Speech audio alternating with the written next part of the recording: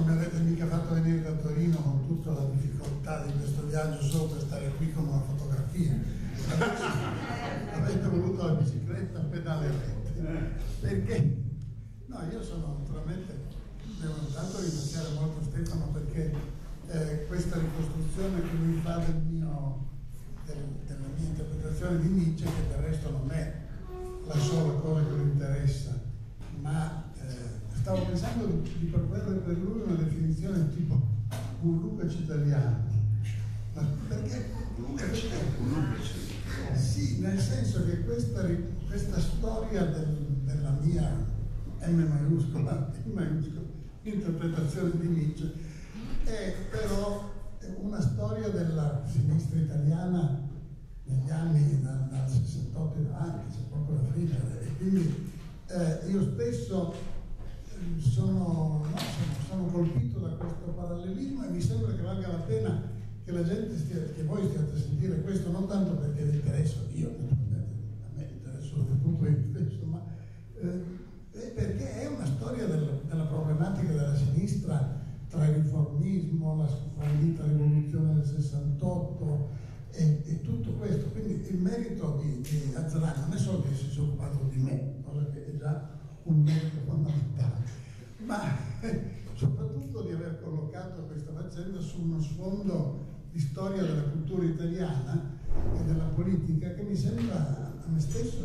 anche per me, sono molto illuminante, anche se devo dire, avendo vissuto questa vicenda, me ne sento un esperto, ma non così riflesso come Azzalan. Naturalmente i miei rapporti con Azzalan sono mediati inizialmente in modo polemico da Mimmo Lossurdo, che io ho sempre considerato, quando ho pubblicato quel libro sulla rivoluzione conservatrice, come si chiamava questo libro?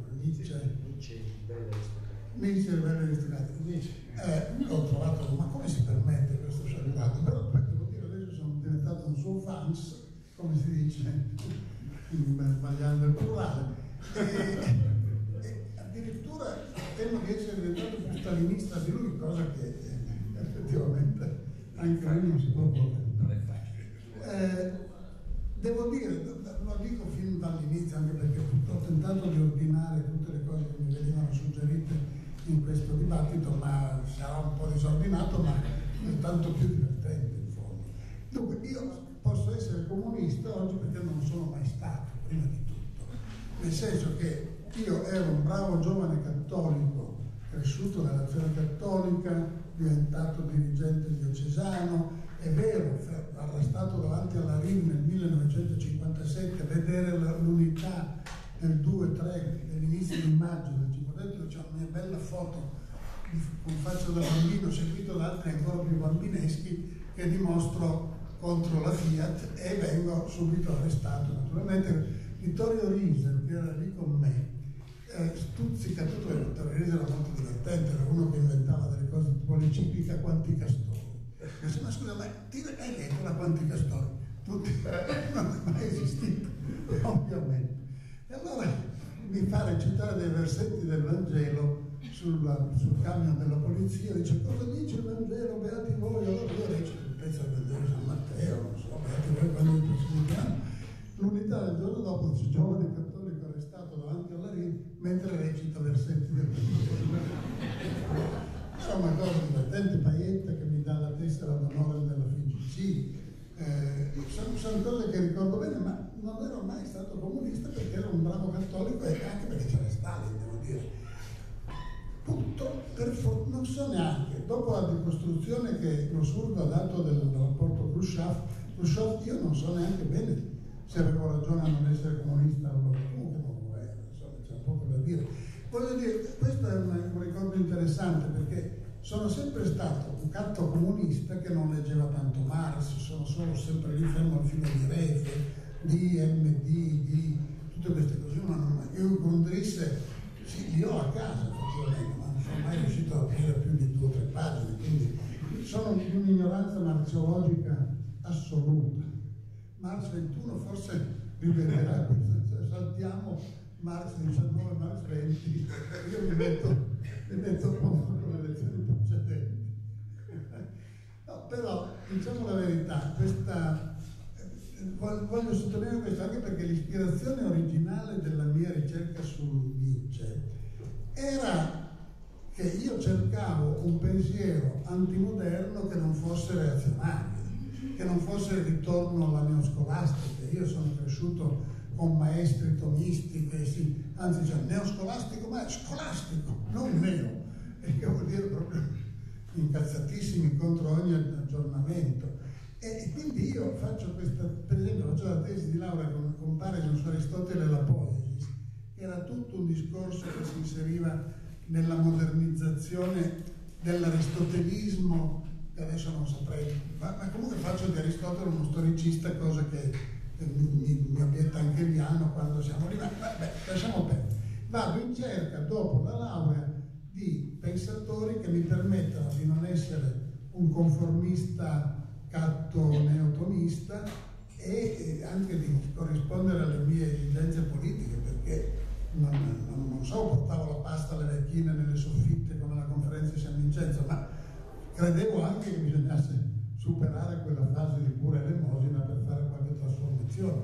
Erano i tempi 1955-56, sono gli anni in cui si discute dell'avvento del centro-sinistra, della possibilità dell'apertura, la DC che sta troppo a destra, 60, cos'è, Tambroni nel 60.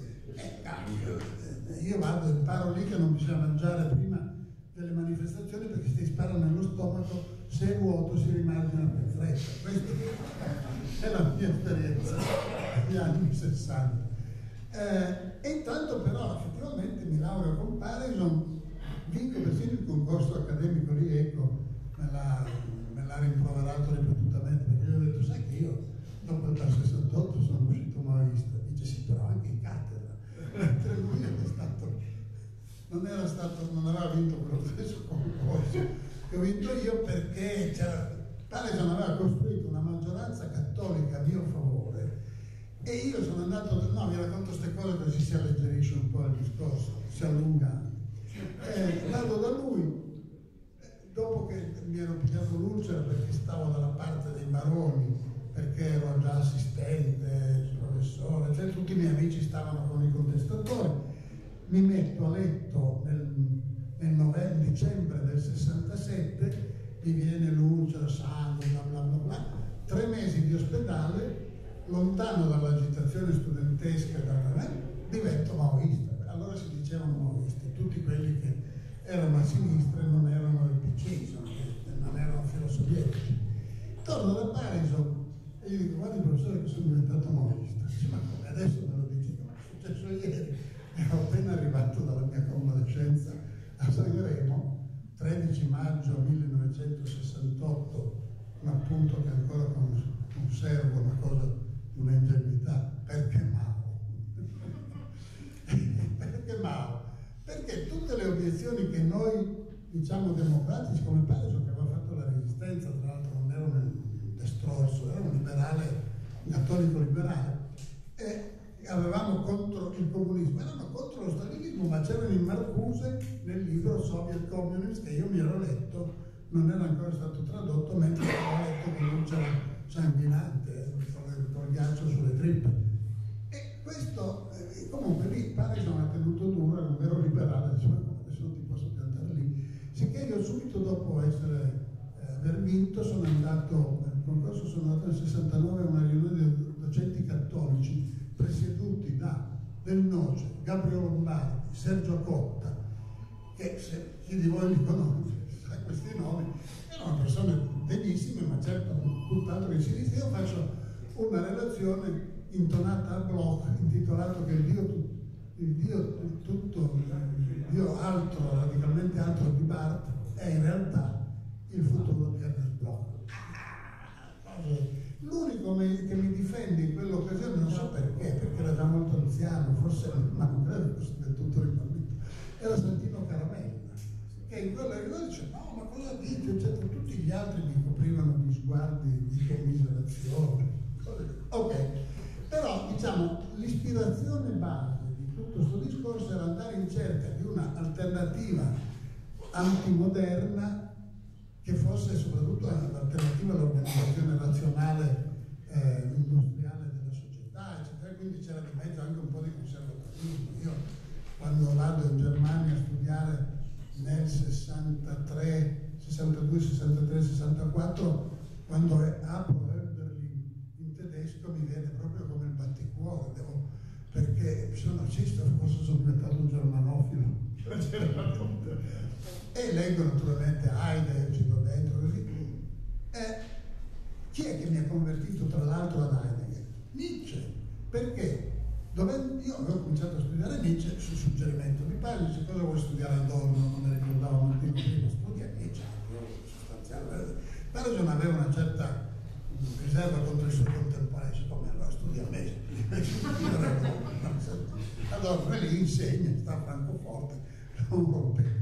E allora studio Nietzsche, ma contemporaneamente, come dice una barzelletta, contemporaneamente Heidegger pubblica il suo libro su Nietzsche, che sono 2 volumazzi di corsi fatti tra il 36 e il 40, e che io devo leggere, naturalmente come li leggo, in tedesco, con il vocabolario di Langenscheidt, e intanto vado al corso di tedesco.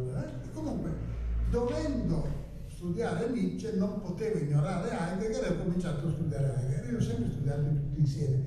Una cosa semmai che potrei obiettare, ma non potevi fare anche un libro su Heidegger, però quello che c'è in tutta la mia carriera di nicciologo, c'è sempre Heidegger che incombe.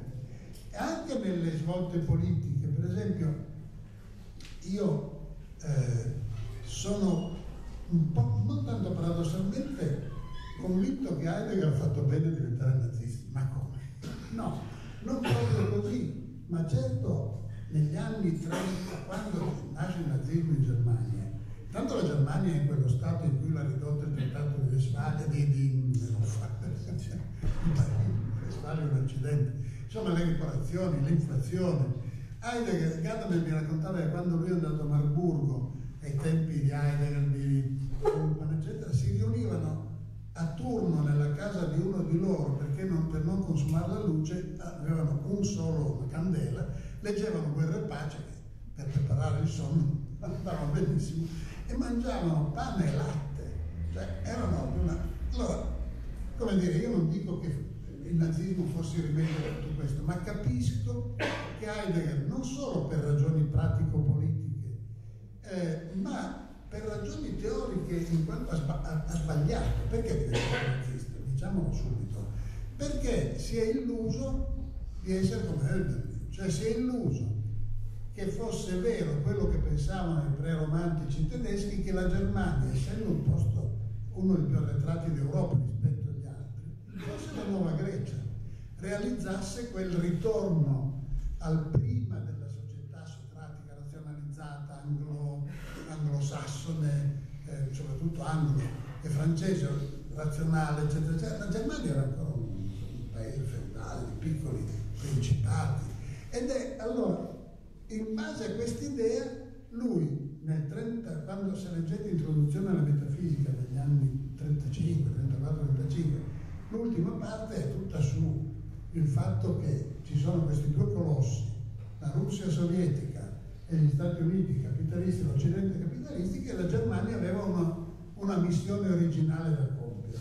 Certo, Hitler era figlio di buona donna che era, ma l'idea di essersi impegnato politicamente invece di starsene da fuori, io questo l'ho discusso una volta in Messico con Habermas, che si è incazzato come una bestia, perché nel seminario famoso di Davos, dove a quanto pare c'era anche Levinas nel pubblico, ma io non l'ho mai saputo, poi non sono stato là, ero troppo non nato all'epoca.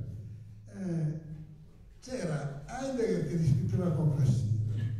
Io da che parte sarei stato?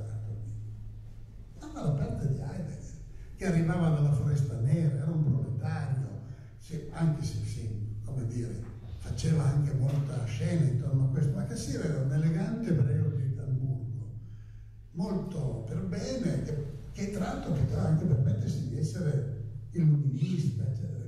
Questi qui, insomma, Heidegger da un lato, Lukács e Bloch dall'altro, hanno preso posizione, tutti e 2 un po' sbagliando, perché anche questi che si sono messi con Stalin non è che fosse tanto digeribile Stalin rispetto a Hitler. Poi l'Hitler di allora aveva già scritto Mein Kampf, titolo a cui io alluderò scrivendo un libro sul mio gatto intitolato Mein Kampf, ma questo un giorno o l'altro, quando sono intervenuti in pensione. Voglio dire, tutto questo ha da fare questo discorso su Nietzsche, sì, perché ha da fare con la politicizzazione progressiva della mia visione di Heidegger e di Nietzsche, molto paralleli tra di loro. E, per esempio, Nietzsche critico dell'Occidente, sì, della modernità occidentale, certo, ma anche questo io l'ho sempre letto insieme a Heidegger, cioè l'idea che la metafisica, quella che Heidegger chiama la metafisica, cioè l'evidenza oggettiva, le idee platoniche, la verità che poi diventa positivistica, la scienza, l'organizzazione, eccetera, eccetera, e tutto questo, sì, è la ratio. È irrazionalistico questo? Io ci credo poco, cioè credo che la critica di Heidegger alla metafisica continui a valere anche adesso, tanto che io, per fare un po' di pubblicità, a febbraio uscirà questo mio libro intitolato non La fine della realtà, perché era troppo apocalittico.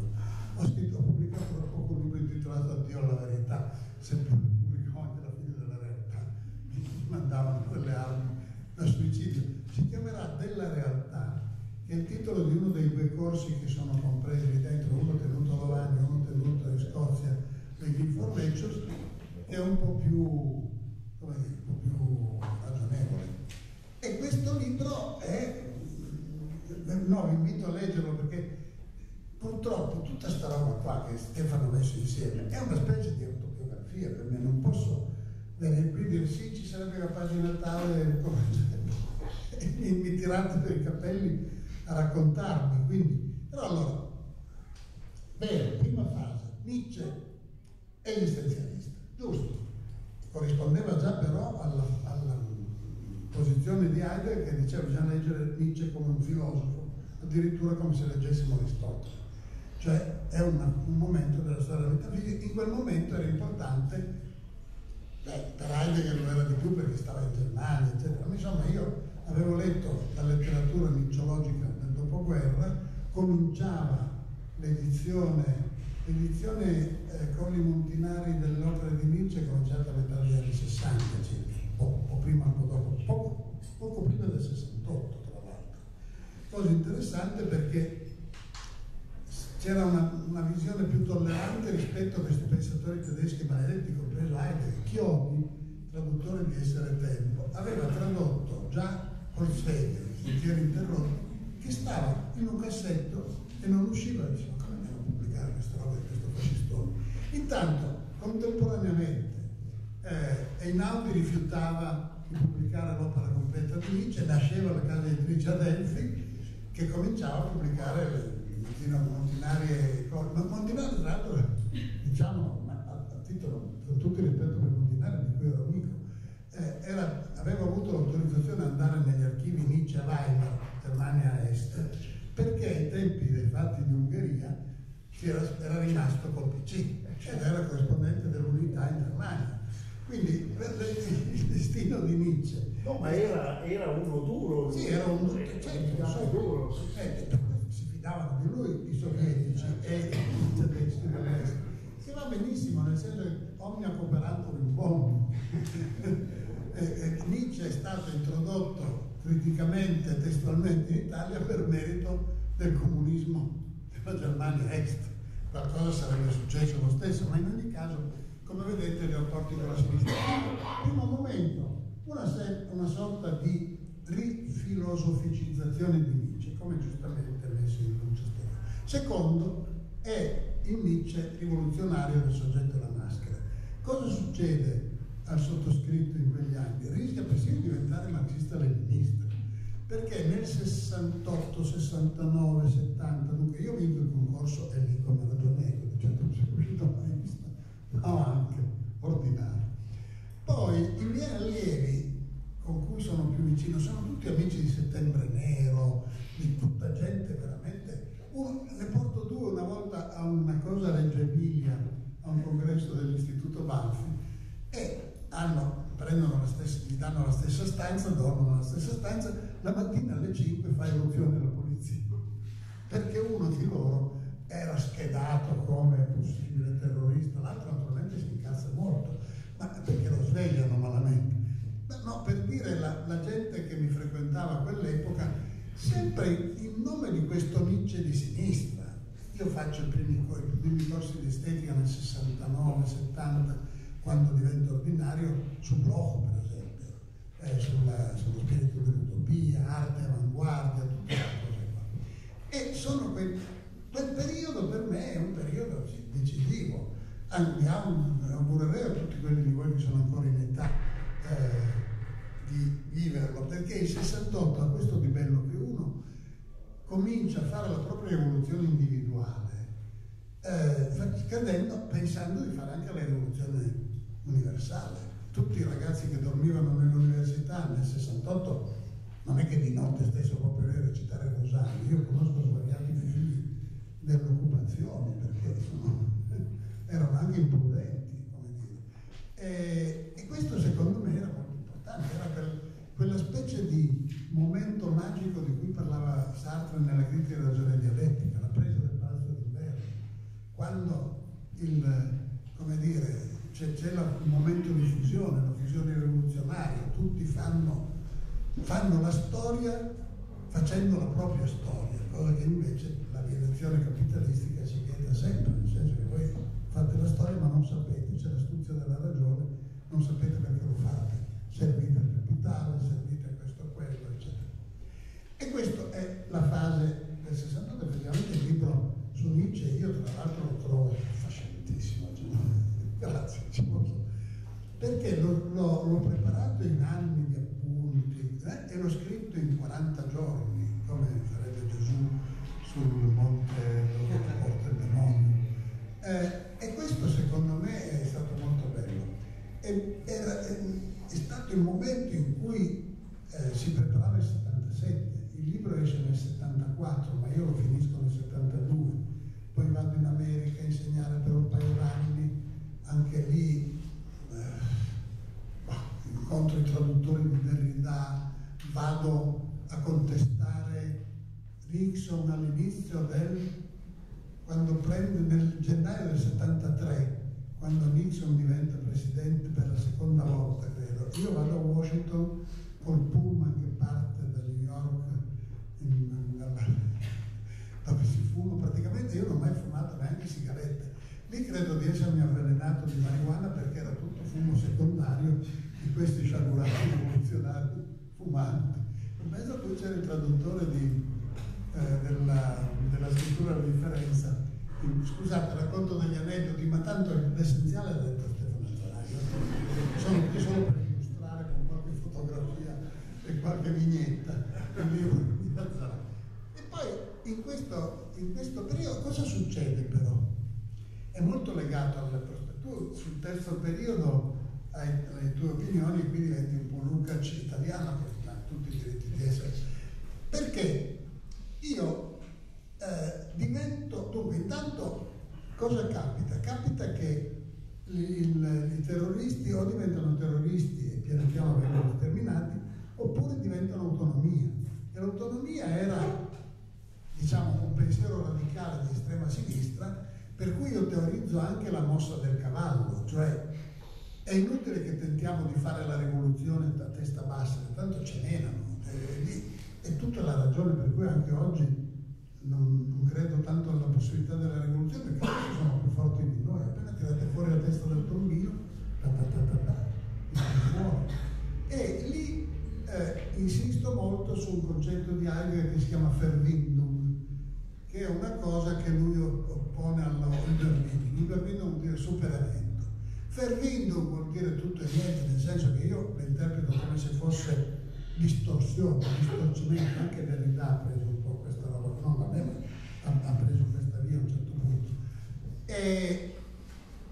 Però Verwindung vuol dire rimettersi da una malattia, portando però i segni della medesima. Io insisto sul Ver come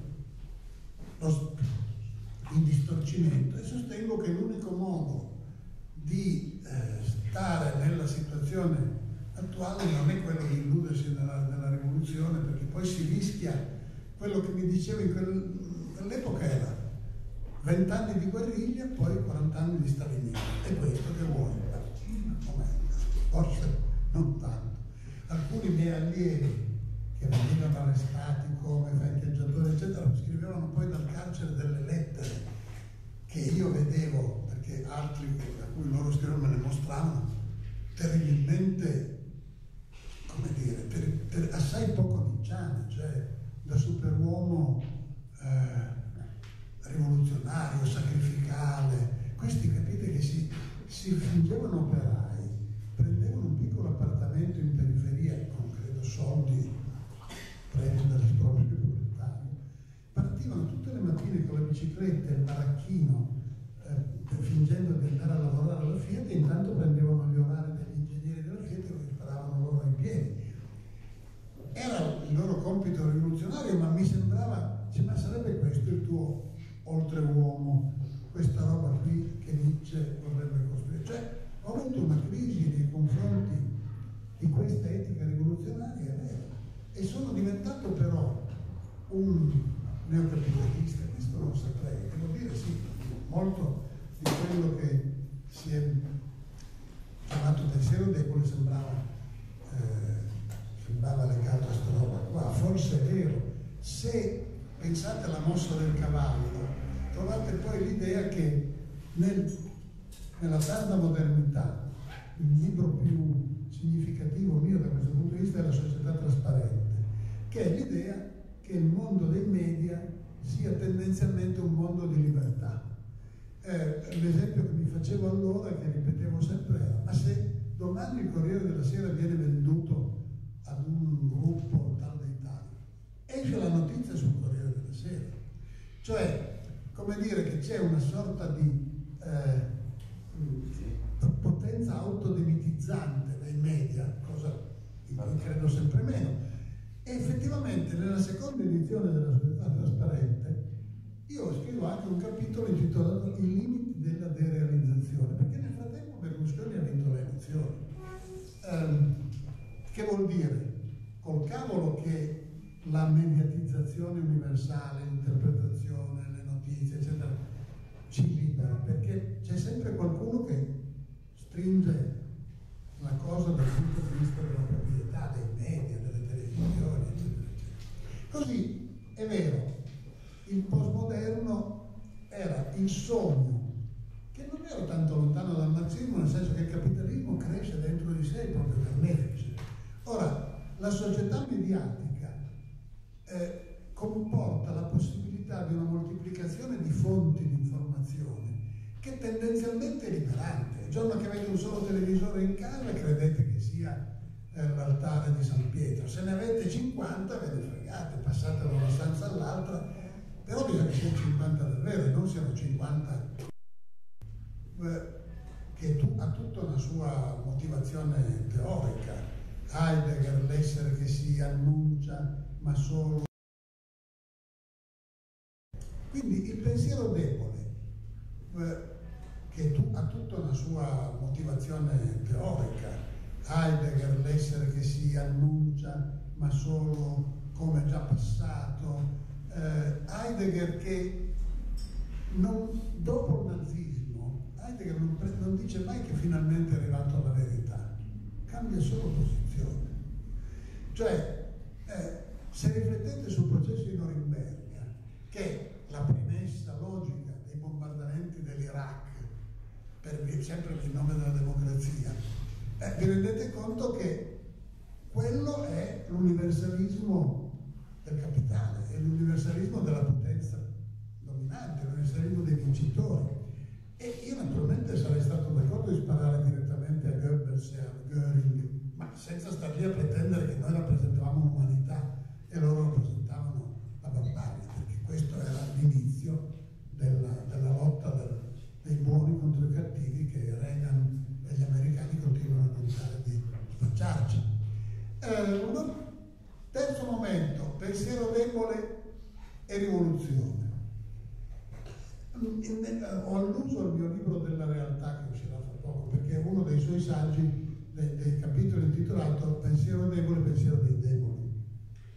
Perché tutta la critica di Heidegger alla metafisica come oggettivismo, e lo ritrovate oggi in tutti i neorealismi che addirittura inneggiano John Searle, premio Bush per la cultura filosofica americana, questi che organizzano il dibattito con Searle, un servo degli USA capitalisti.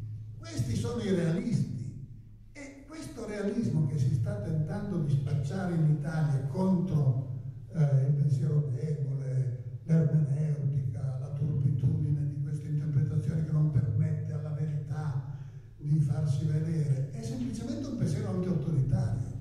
Il pensiero debole chiede sempre chi lo dice. Taci, piove, tra virgolette, è vero, sì, se e solo se piove, senza virgolette. Chi è autorizzato a togliere le virgolette? Queste virgolette cosa sono?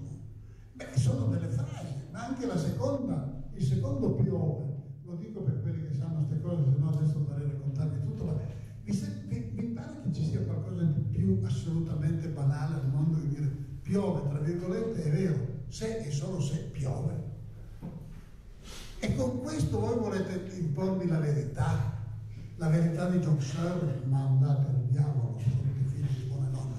Allora, fondamentalmente, la terza fase del pensiero debole è il pensiero dell'addio alla verità. Chiunque mi viene e mi dice guarda che ti dico la verità, io metto mano alla pistola, come diceva Goebbels parlando di cultura. Se qualcuno vuol dirmi la verità, per favore stia lontano, perché è sicuramente uno come il Papa che mi dice che la vera umanità è questa, che tu devi sposare solo una donna e non un uomo, che il matrimonio è indissolubile, perché sei contro la natura, eccetera. Guardate che abbiamo adesso un governo in Europa che è quello ungherese che sta facendo questo stesso discorso, non è tanto. E voi volete venirmi a predicare la verità? Dice, se non c'è la verità, allora... Vabbè, tu sai, Giacomo, che l'ultima volta che siamo visti era Assisi quando io ho detto i pelli rossi, perché mi ripropongono sempre, siccome io sono anche diventato anti-israeliano, nel senso che non ne posso più di questo Stato, di questo governo, tutti gli amici di Israele non di destra dicono no, ce l'hai col governo, sì, ma c'è mai stato un governo israeliano che non fosse colonialista, razzista, espansionista? Se me lo fate vedere, io sono contento di essere, se no lo identifico con lo Stato. Ebbene, da quando sono diventato anche, così come dice persino il Presidente della Repubblica, antisionismo è uguale a antisemitismo, ma dove l'hai imparato? In America questo, quando è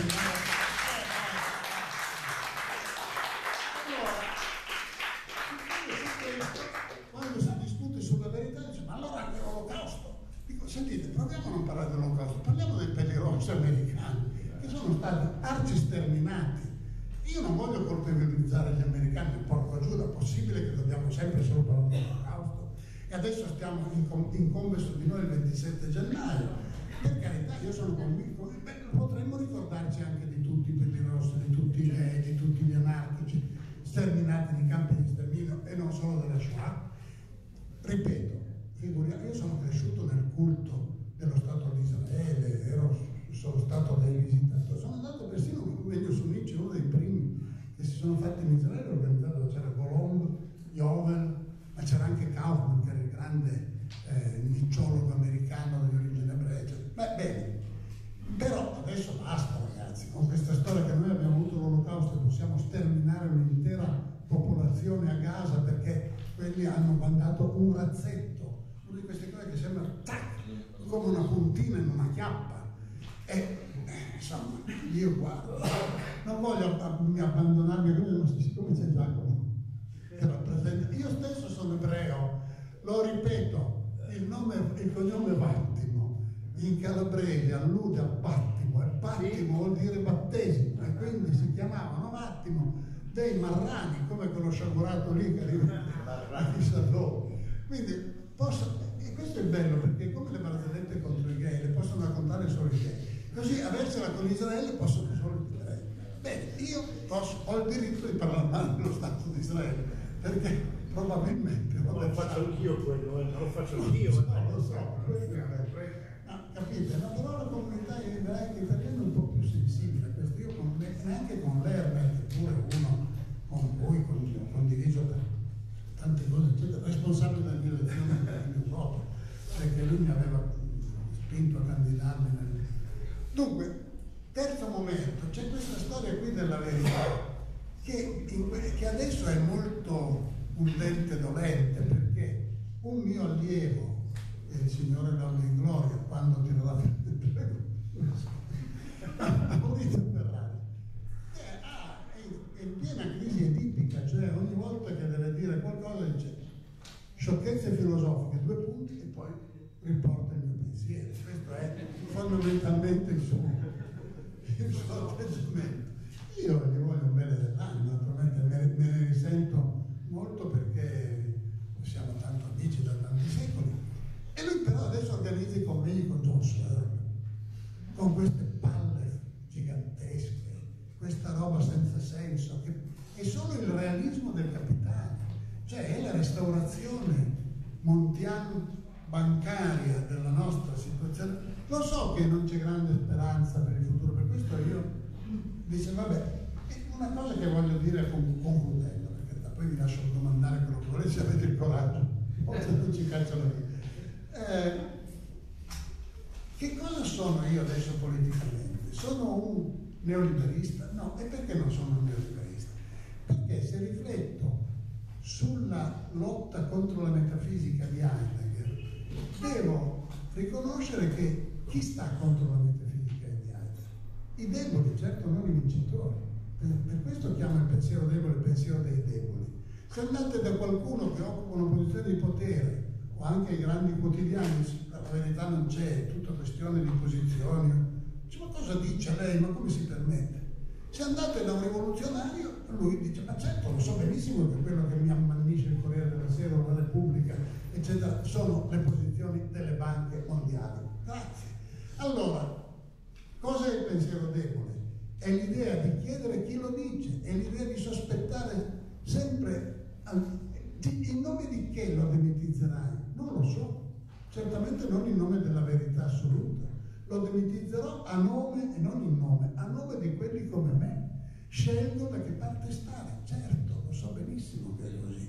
E perché scelgo di stare con i proletari? Beh, intanto perché lo sono. Poi, guarda caso, democraticamente devo dire sono anche di più. Cioè, i ricchi sono sempre meno numerosi, i poveri sono sempre di più, sempre più incazzati, sempre più affamati. Sto da quella parte lì.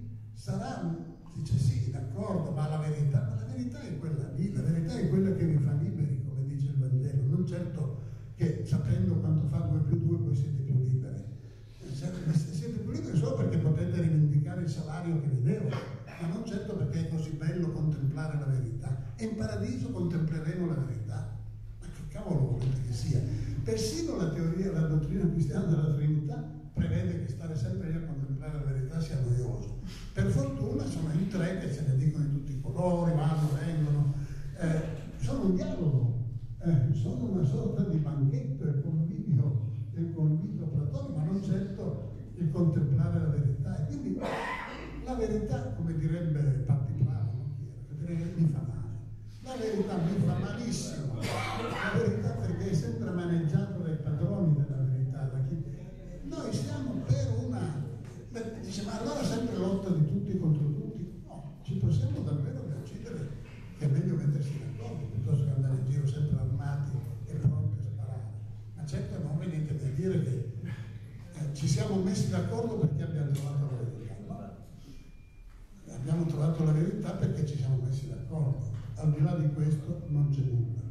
C'entra questo per esempio con le mie origini religiose? Ma certo, perché se dovessi scegliere tra Gesù Cristo e la verità, certo sceglierei Gesù Cristo, non la verità. Questo naturalmente fa imbestialire Paolo fuori dal gas. Io di fretta, con cui sono anche amico, ma piuttosto che diventare come loro ho sempre detto, credo persino a Fatima, qualunque cosa.